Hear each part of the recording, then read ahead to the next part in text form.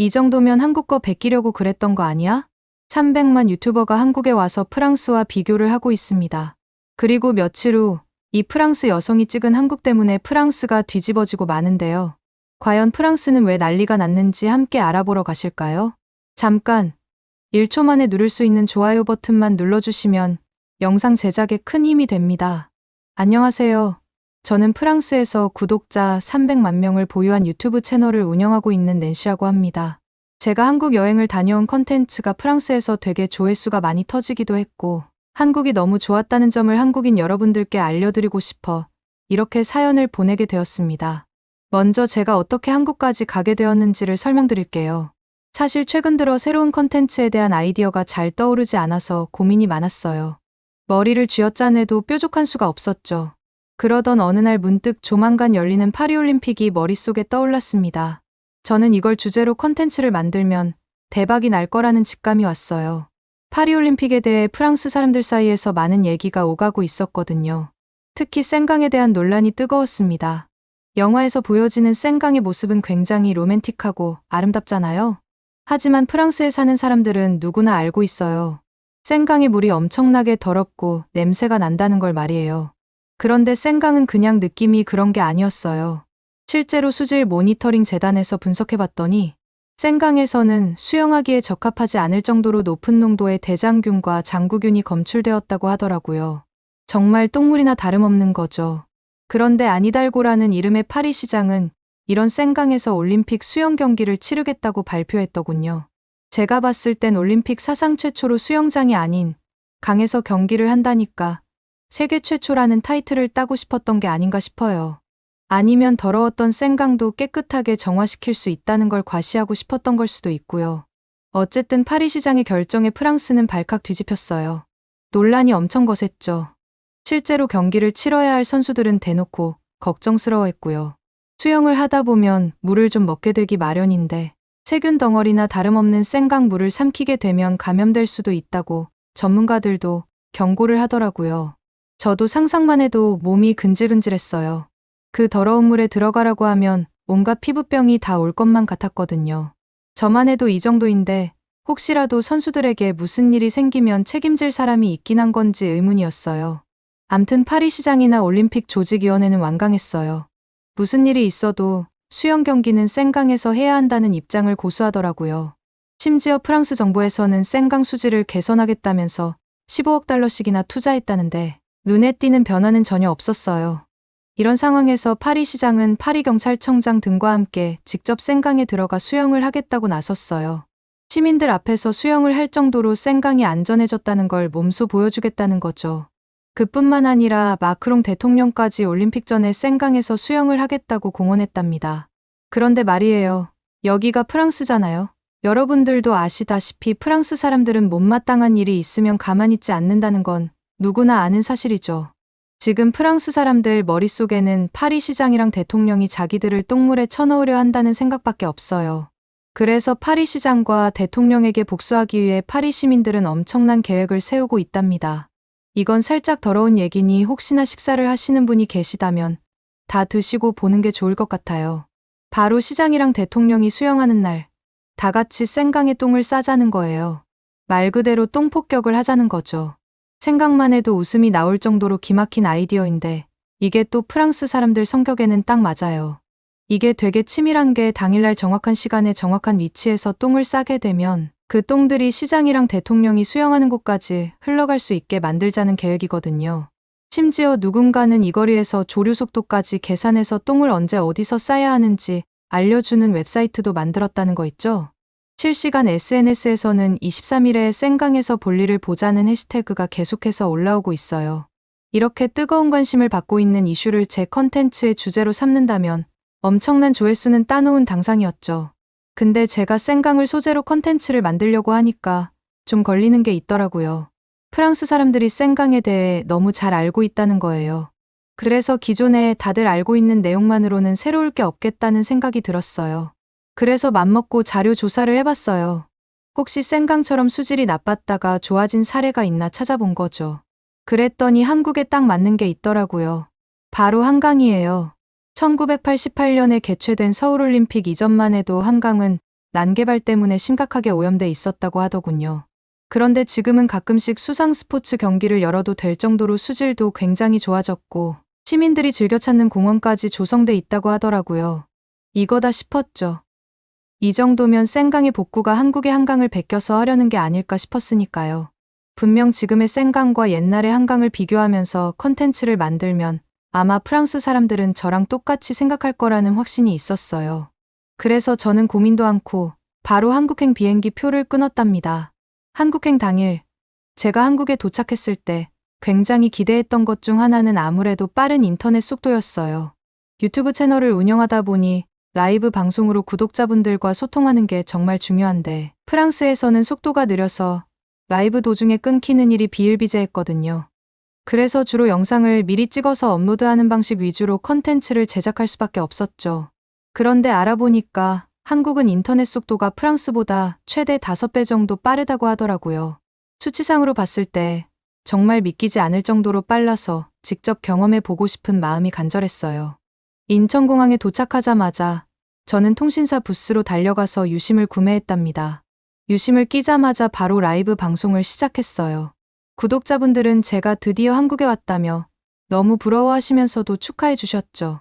그 모습을 보니 이번 여행에서 컨텐츠가 굉장히 잘 나올 것 같다는 생각에 여행 시작부터 기분이 너무 좋더라고요.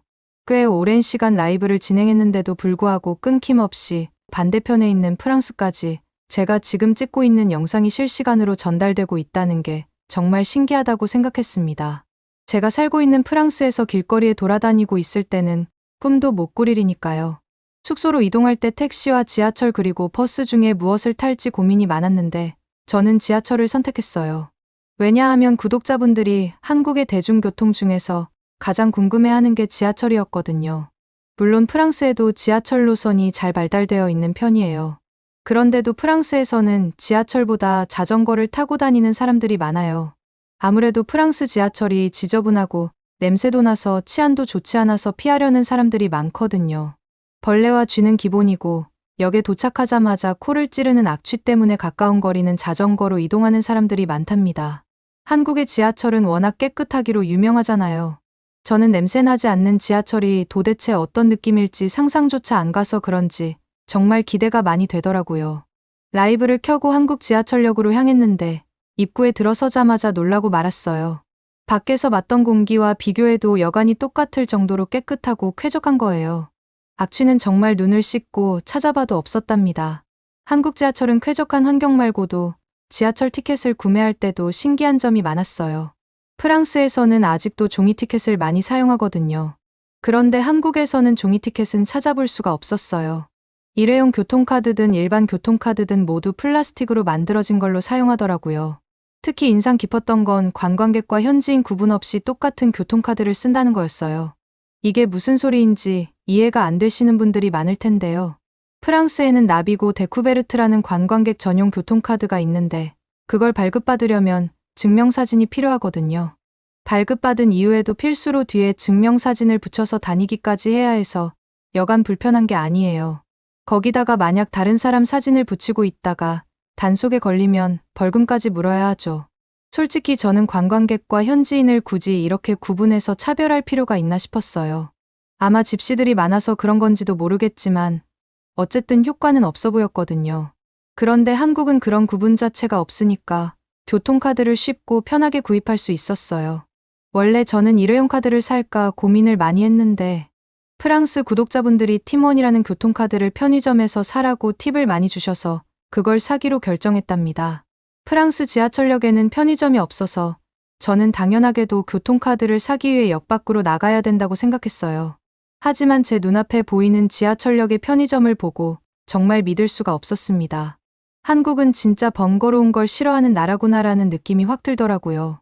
편의점에 가서 번역기를 열심히 돌려가면서 교통카드를 샀는데 점원분이 정말 친절하게 충전 방법까지 알려주셨어요. 어찌나 든든했는지 몰라요. 그때도 라이브 방송을 실시간으로 하고 있었는데 구독자분들이 역시 한국은 서비스가 최고라고 댓글을 달아주시더라고요. 프랑스 지하철에는 편의점은커녕 간식 자판기 코딱지만한 것밖에 없는데 한국 지하철에는 어떻게 이렇게 큰 편의점이 있는 건지 너무 신기해했답니다. 개찰구에서 카드를 찍고 지나가려는데 또 하나 놀랄 일이 있었어요. 프랑스에서는 카드를 찍어도 출입구를 몸으로 밀어서 통과해야 하거든요.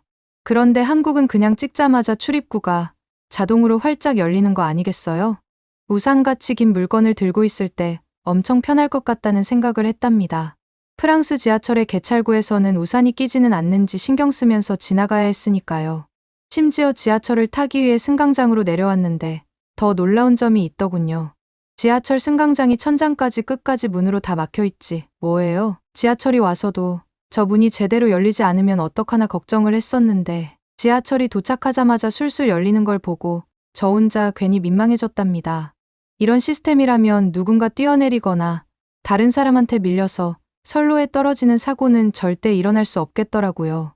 라이브 방송을 보시던 구독자분들도 간혹 가다가 스크린도어가 설치된 역이 있기는 하지만 이런 식으로 천장 끝까지 설치된 스크린도어는 처음 본다며 깜짝 놀라셨어요. 어떤 분들은 왜 프랑스는 아직 이런 시설을 도입하지 않고 있냐며 화를 내시기도 했죠. 지하철에 오르기 전에 저는 당연히 라이브가 끊길 거라고 생각해서 구독자분들께 다음에 라이브를 틀겠다고 인사를 하고 지하철을 탔어요. 그런데 지하철을 탔는데도 불구하고 계속 영상의 댓글이 실시간으로 달리는 걸 보고 눈을 의심했어요. 설마 한국 지하철은 지하철을 타서도 안에서 인터넷이 되는 건가 하는 의문이 들더라고요.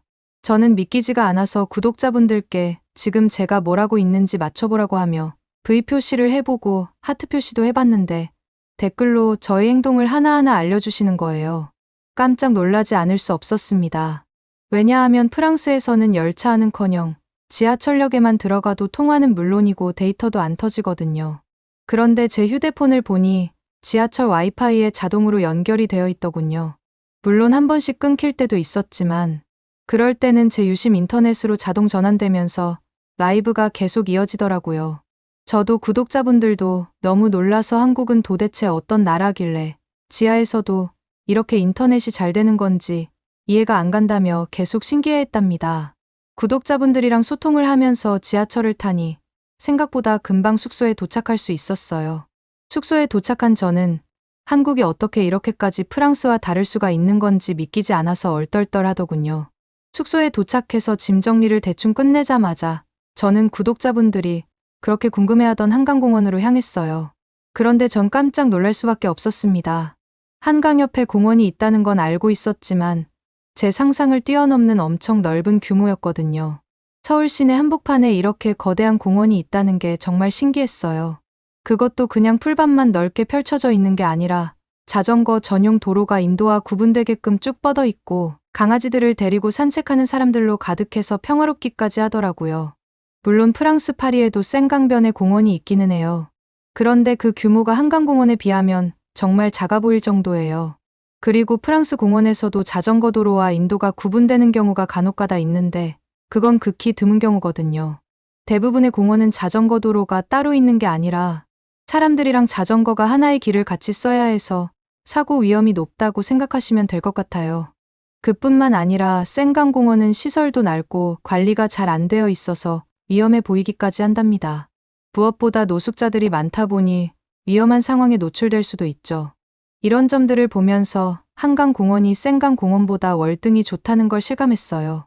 어떻게 생강이 한강보다 좋은 점이 하나도 보이지 않는 건지 신기할 정도라니까요. 이렇게 멋진 공원을 무료로 이용할 수 있는 서울 시민들이 정말 부러웠습니다. 더 놀라운 점은 한강공원을 지나 한강을 봤는데 한강 자체도 생강과는 비교가 안 될 정도로 컸어요. 이게 진짜 강이 맞는지 믿겨지지가 않더군요. 오히려 바다에 가깝다고 할까요? 제가 나름대로 여러 나라들을 다녀봤지만 이렇게 한강처럼 넓은 강은 본 적이 없었어요. 생강은 한강에 비하면 개울 수준이라고 하더라도 과언이 아니더라고요. 게다가 생강에서 풍기는 악취와 달리 한강에선 전혀 냄새가 나지 않아서 너무 좋았어요. 한강 다리들도 생강 다리들보다 훨씬 더 크고 튼튼해 보이더라고요. 이렇게 한참을 걷다 보니 계속 배에서 꼬르륵 소리가 났고 마침 공원 근처에 편의점이 보여서 들어가 봤습니다.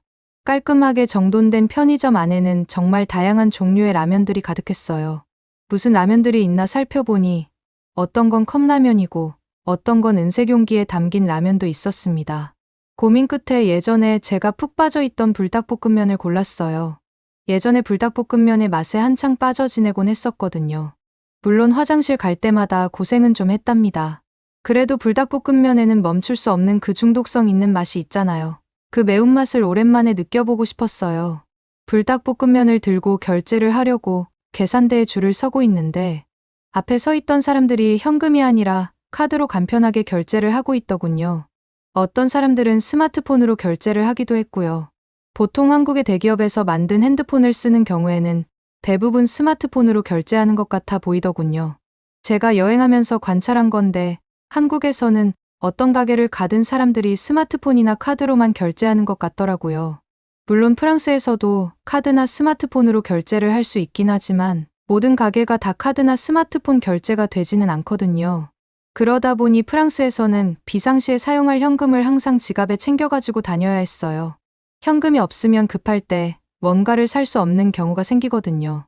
사실 한국처럼 이렇게 모든 곳에서 카드로도 결제할 수 있는 게 맞는 건데 프랑스가 정말 여러 가지로 뒤처졌다는 생각이 들었습니다. 덕분에 저도 지갑에 있는 현금을 쓰는 대신에 카드만 써서 편하게 계산을 마칠 수 있었죠. 편의점 밖으로 나오는데 굉장히 신기한 광경이 눈에 들어왔어요. 사람들이 기계에다가 은색 용기를 넣고 라면을 끓이고 있었거든요. 너무 신기해서 빤히 쳐다보는데 그 기계는 버튼만 누르면 자동으로 물도 나오고 면도 끓여주는 것 같더군요. 이걸 보니까 한국 사람들이 라면을 좋아하는 수준이 마치 프랑스 사람들이 바게트를 좋아하는 정도이거나 혹은 그 이상 같다는 생각이 들었답니다. 라면 냄새를 맡으니까 라면이 너무 먹고 싶어져서 불닭볶음면에 소스를 비벼 한 입 먹어봤어요. 역시나 엄청 매워서 살짝 눈물이 나올 정도더라고요. 최근에 덴마크에서 불닭볶음면이 리콜됐다는 기사를 봤는데 물론 맵긴 하지만 솔직히 이 정도 가지고 덴마크에서 모든 불닭볶음면을 리콜할 정도는 아니라는 생각이 들었답니다. 그렇게 한강에서 라면을 다 먹고 나서 다음으로 갈 곳을 정해보기로 했습니다. 근데 떠오르는 곳이 한 곳 있었어요. 한강 다음으로 꼭 가보고 싶었던 곳이 바로 남산이었거든요. 그 이유는 바로 한국에 오기 전에 본 영상 때문이었습니다. 저랑 비슷한 구독자를 가진 유튜버 부부가 아기를 데리고 남산에 올라갔었더라고요. 거기서 인상 깊었던 것은 갑자기 날씨가 쌀쌀해져서 아기가 감기에 걸릴 것 같아 보이니까 한국 사람들이 아기한테 양말이랑 옷을 하나하나 입혀주시는데 그걸 보면서 한국 사람들은 도대체 정이 얼마나 많은 건가 싶었어요.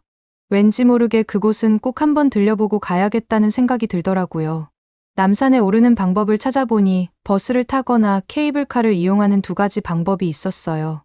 좀 더 특별한 경험을 해보고 싶어서 전 당연히 케이블카를 선택했습니다. 드디어 케이블카를 타고 남산 정상에 도착했어요. 그동안 유튜브로만 보던 남산타워를 직접 보게 되니 괜히 감회가 새롭더군요. 그리고 남산타워에 올라오니까 제가 생각했던 것보다 서울이 한눈에 시원시원하게 보이는 거 있죠? 그렇게 저는 남산타워를 비롯해서 한국의 여러 곳을 돌아다녔는데요. 그러다 보니 프랑스와 비교했을 때 정말 충격적인 차이를 발견하게 됐어요. 그건 바로 화장실이었죠. 프랑스에서는 아시다시피 공중화장실을 유료로 운영하고 있어요. 그런데 그마저도 관리가 잘 안 돼서 고장난 화장실이 많고 냄새가 심한 경우가 일상이죠. 게다가 화장실 한 칸에 한 명밖에 들어갈 수 없어서 볼일을 보고 나오면 앞에 3, 4명은 줄을 서 있습니다. 그런데 한국 화장실은 프랑스와 다르게 어디를 가나 최소 3칸 이상의 화장실이 마련되어 있어서 기다릴 필요가 없더라고요. 시간에 쫓기는 일이 없으니 정말 편했죠. 거기다가 프랑스에서는 화장실에 휴지가 비치되어 있지 않아서 사람들이 휴지를 들고 다녀야 했어요. 근데 한국의 화장실은 언제나 깨끗할 뿐더러 휴지도 잘 갖춰져 있으니 너무 좋았답니다. 게다가 한국에는 비데가 설치된 화장실도 종종 있더라고요. 깔끔하게 볼일을 처리할 수 있어서 정말 놀라웠죠. 음식점 화장실에는 가글에까지 비치되어 있어서 한국 사람들이 개인위생을 얼마나 철저히 관리하는지 실감할 수 있었어요. 그래서인지 한국에 있는 동안 사람들한테서 불쾌한 냄새를 맡은 적이 단 한 번도 없었습니다. 한국인들의 노력 덕분이 아닐까 싶더라고요. 그리고 정말 믿기지 않는 건 이렇게 훌륭한 공중화장실을 무료로 이용할 수 있다는 거예요. 어떻게 이런 서비스를 공짜로 제공할 수 있는 건지 도무지 이해가 안 갔죠. 최근 들어 파리올림픽을 준비하면서 프랑스에서도 공중화장실을 개선하려는 움직임이 있는데 한국의 화장실 문화를 벤치마킹한 거라는 확신이 들었습니다. 하지만 한국만큼 좋아지지 않을 거라는 생각이 들었어요. 하지만 한 가지 속상한 점이 있었어요. 제가 아무리 한국의 화장실 시스템에 감탄한다고 해도 아무래도 화장실 앞모습을 실시간으로 구독자 여러분께 보여드릴 수는 없잖아요. 그게 좀 괜히 아쉽더라고요. 어쨌든 이리저리 돌아다니고 있는데 갑자기 시원한 아이스크림이 너무 먹고 싶어졌어요. 그래서 아이스크림 파는 곳이 없나 주위를 둘러보는데 마침 간판에 아이스크림 그림이 크게 그려진 가게가 보이는 거예요. 이 기회에 한국의 아이스크림 가게 모습을 구독자분들께 생생하게 전해드리고 싶어서 곧장 라이브 방송을 시작했죠. 가게 안으로 들어갔는데 이상하게 직원이 보이지 않는 거예요. 진열장에는 아이스크림이 가득한데 왜 아무도 없는 건지 의아했어요. 라이브 채팅창에서도 손님도 없고 직원도 없는 이 상황을 이해할 수 없다는 반응들이 줄을 이었죠. 제가 초콜릿 아이스크림을 좋아해서 초코맛으로 보이는 아이스크림을 하나 집어들었는데 도대체 어떻게 계산을 해야 할지 몰라 한참을 우두커니 서 있었어요. 그때 마침 가게로 들어온 한국인 학생이 저에게 다가와서는 번역기 앱으로 영어로 말을 걸더라고요. 혹시 아이스크림을 사러 오신 거냐고 말이에요. 저는 조금 더 편하게 소통하기 위해 제가 프랑스 사람이라는 걸 설명했답니다. 그러자 그 학생은 아주 친절하게도 프랑스어로 번역기를 돌려가며 아이스크림 계산하는 방법을 알려주기 시작했어요. 키오스크에 가서 아이스크림 바코드를 찍고 카드를 꽂는 과정을 하나하나 도와주더라고요. 그때도 실시간으로 한국인 학생이 도와주는 모습을 라이브 방송으로 내보내고 있었는데 어떻게 저렇게 모르는 사람인데도 친절하게 도와줄 수 있냐면서 믿을 수 없다고 놀라시는 분들이 많은 것 같았어요. 물론 번역기 앱으로 라이브 방송 중인데 나와도 괜찮냐고 동의를 만나자마자 구했습니다. 저를 다 도와주고 밖으로 나가려는 한국인 학생의 옷깃을 잡고 너무 궁금해서 왜 이 가게에는 직원이 한 명도 없는지 물어봤어요. 그 학생은 웃으면서 한국에는 무인으로 운영되는 가게가 생각보다 많다고 설명해 주더라고요. 저는 믿기지 않아서 그럼 아이스크림을 몰래 가져가는 사람은 없냐고 물어봤어요. 그러자 그 학생은 무인 매장에서 물건을 훔치는 일은 절대 없을 거라고 장담하는 거예요. 계속해서 그 학생은 한국 사람들은 어릴 때부터 남의 물건을 절대 훔쳐선 안 된다는 교육을 받아서 그런 생각 자체를 하지 않는다고 덧붙였어요. 한국에서는 도둑질은 상상조차 할 수 없는 일이라는 거죠. 저는 너무 고마워서 그 학생의 아이스크림을 사주고 밖으로 나왔습니다. 아이스크림을 먹으면서 생각이 든 건데 만약 이 무인 가게가 프랑스였다면 진열대가 벌써 텅텅 비어서 주인은 망하지 않았을까 라는 생각이 바로 들더라고요. 제가 한국의 치안이 얼마나 안전한지 라이브에서 다시 한번 강조하며 감탄하자 라이브 채팅창에는 한국으로 이민 가려면 어떻게 해야 하느냐는 댓글과 저 학생은 되게 어린 것 같은데 어떻게 저렇게 똘똘하냐는 댓글들이 쏟아졌어요. 구독자분들도 이렇게까지 한국의 치안이 좋을 줄은 상상도 못하셨겠죠. 그렇게 한국 곳곳을 누비며 라이브 방송을 진행하다 보니 어느덧 프랑스로 돌아갈 시간이 다가왔어요. 정작 프랑스로 돌아오니 이전에는 당연하게 여겨졌던 것들이 정말 불편하게 느껴지더라고요. 예를 들면 지하철을 타거나 물건을 살 때 말이에요. 특히 자주 끊기는 인터넷 연결 때문에 라이브 방송이 원활하지 않은 게 가장 답답했습니다. 한편 제가 한국에서 찍은 영상은 프랑스 내에서 엄청난 반응을 불러왔답니다. 특히 이 정도면 한국 베껴서 복구한 거 아니냐는 반응이 제일 많더라고요. 하지만 문제는 한국의 반도 못 따라갔다는 거죠. 여러분들은 프랑스가 한국을 따라갈 수 있을 거라고 생각하시나요? 오늘의 사연은 어떠셨나요? 오늘의 사연이 마음에 드셨다면 좋아요만 한번 눌러주세요. 1초밖에 안 걸리지만 좋아요를 한번 눌러주시면 더 좋은 사연을 소개해드리는데 큰 힘이 된답니다. 긴 영상 시청해주셔서 감사합니다. 오늘도 행복한 하루 보내세요.